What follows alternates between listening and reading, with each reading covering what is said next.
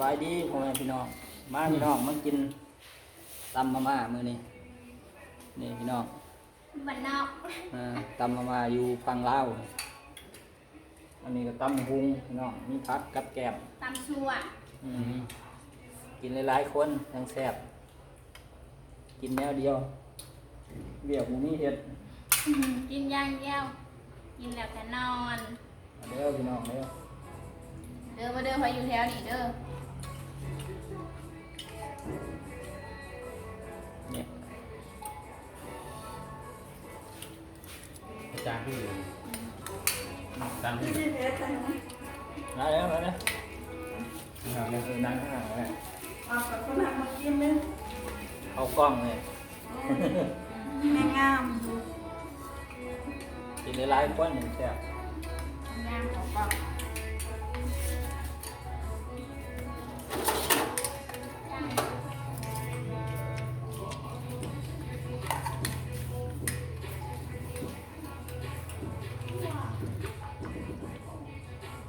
ตำเลย ขอบคุณส่วนเกิน ขนมสูตรเลย สั่ง บอกไปสั่งตำชัวก็ย่างแล้วตำสีเพิ่มอาหารแล้วก็ มันเบิด แบบเลย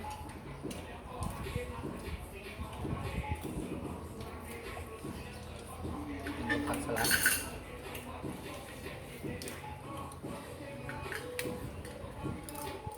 รับหน่อยอยู่บ้าน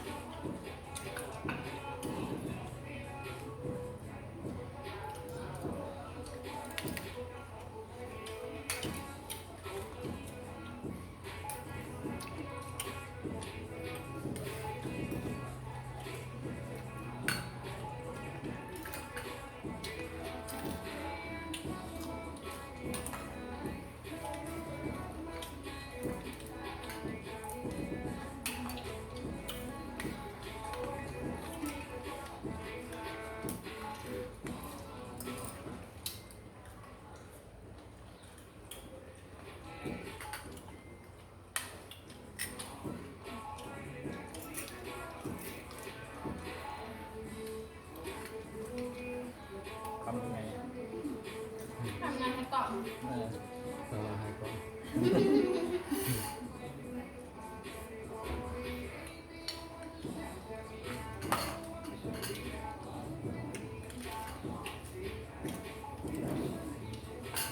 เดี๋ยวพ่อไปรอเสร็จ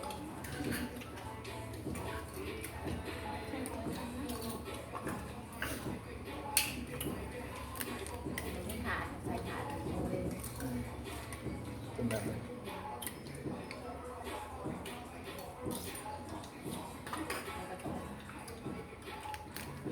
เอ๊ะจ่ายเอา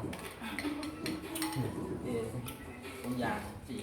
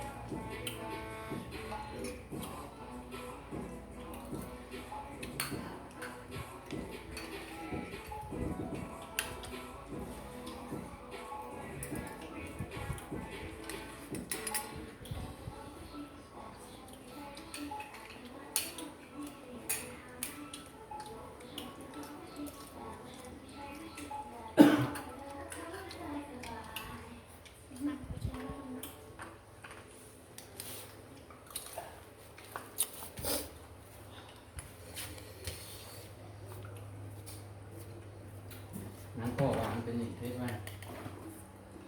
ทุกไงมาให้ อ่ะ ทุกไงมาให้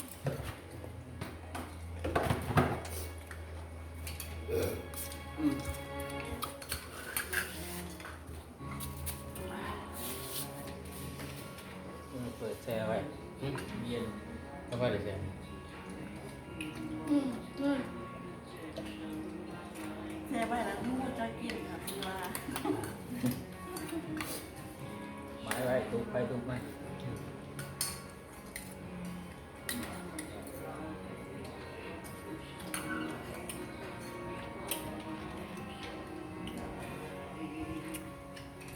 เมื่อไปกินอาหารมัน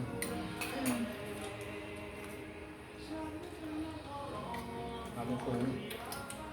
ตลาดไม่ชูมันกินได้เท่าไหร่มันอยู่จะเมื่อจะซื้อใช่ไหมแค่มันเพิ่งเป็นตัวแข็งมันจะเมื่อก่อนห่าง เอาเป็นสูงจับเขาซื้ออาหารไหนอาหารบอลเลื่อนล้ำหรือบอล ในบ้าน ในบ้าน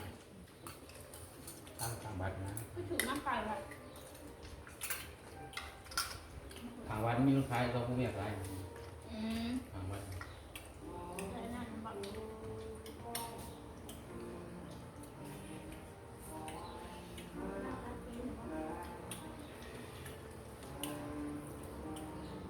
แต่แล้วเพื่อนอยู่เด้อ ส่งไง เป็นแล้วว่าตัวเจ็ดหาอะไรเด้ปกติเสือตัวเป็นที่มันมาคล้ายจริงขึ้นมาในคล้ายรุ่นไหนหรือเจ็ดหาจะเสียวหัว เอาลูก เอาตัวนึง เจ้าก็เอาเด็ อืม ท้องตัวแปดสิบเลยวะ ท้อง อันนี้คุณไม่กับปูให้นั่งนะ อันนี้ไพ่อันนี้ ดูตามไปขึ้น ม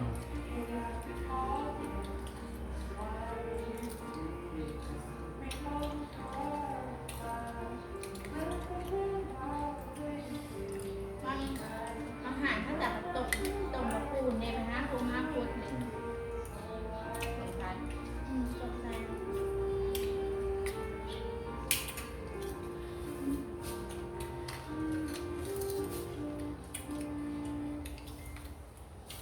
ผมตำหาคนกินยังบ่เบิด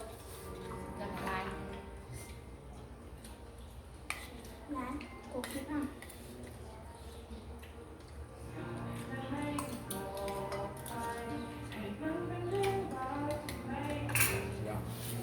คือบ่กินให้เบิดละผม มันจะ ไม่ อ่าน เอาเนาะ มันอยากให้จ้างบอลบอลมู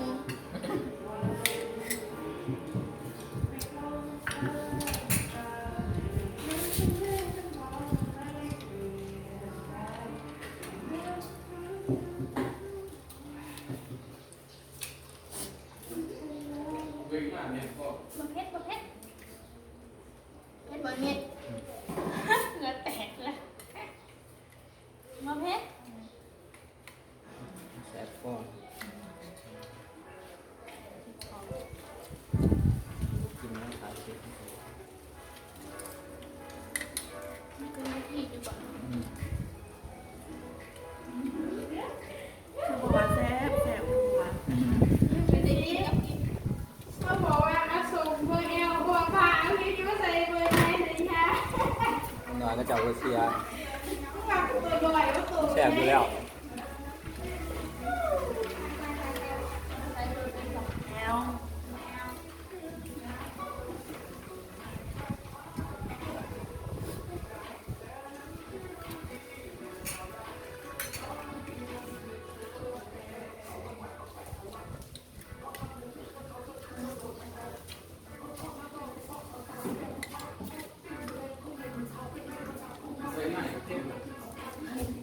กินแล้วว่าเข้ม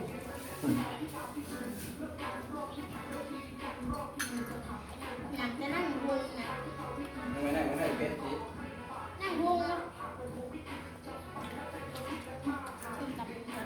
กินแล้วจะมา2 คนนี่สิมาปูสานอนหมูนี่ได้บ่นี่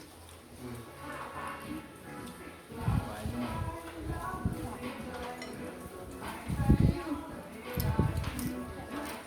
แต่เป็นมันนะ เชื่อปูพร้อมเด้ ไปแจ๋วนะ แต่ยัง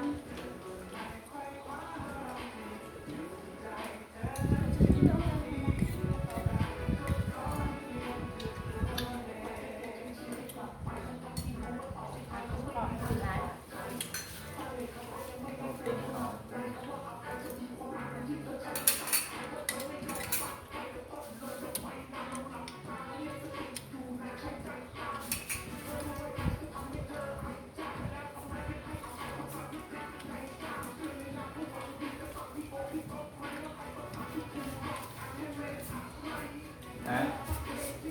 งต้องอีกน้อยหนึง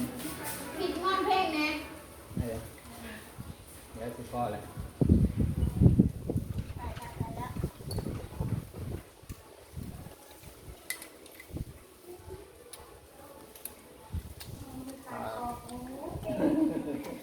เฮ็ดน้อยเบิดเบิดพอดีพี่น้องแซ่บหลาย โอเคเนาะพี่น้องสำหรับคลิปนี้ก็เอาไว้สำนี้กันเนาะพี่น้องพอกันคลิปหน้าก็อย่าลืมกดไลค์กดแชร์กดติดตามให้เด้อพี่น้องเด้อไปแล้วพี่น้องบ๊ายบาย